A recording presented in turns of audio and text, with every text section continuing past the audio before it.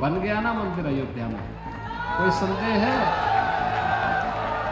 कयामत के दिन तक भी कभी कयामत का दिन तो कभी आना ही नहीं है, और इसलिए बाबरी ढांचे का पुनर्निर्माण कभी होना ही।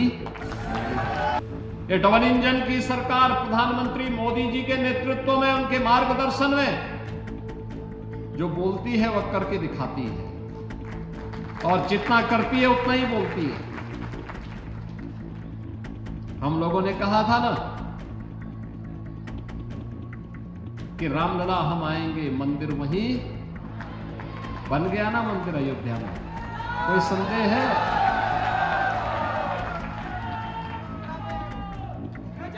कोई संदेह है?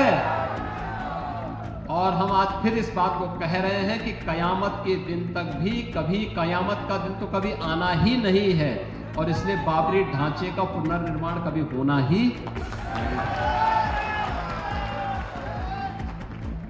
जो कयामत के दिन आने का सपना देख रहे हैं, ऐसे ही सड़गल जाएंगे, कभी वह दिन आने वाला नहीं है, और उनके सपनों को ऐसे ही हम अपनी विरासत को सम्मान देते हुए भारत की गौरवशाली परंपरा को, सनातन धर्म की इस परंपरा को, जैसे प्रधानमंत्री जी ने 25 नवंबर को अयोध्या धाम में आकर के सनातन के प्रतीक श्री राम मंदिर में भव्य केसरिया ध्वज का आरोहण किया था।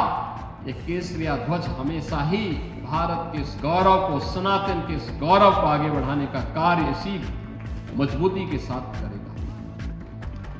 बहनों और भाइयों, आप याद करिए ना, अयोध्या में 500 वर्षों के बाद एक गौरवशाली क्षण हमारे सामने आया।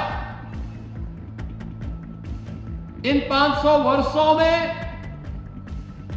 अनेक राजा महाराजा आए,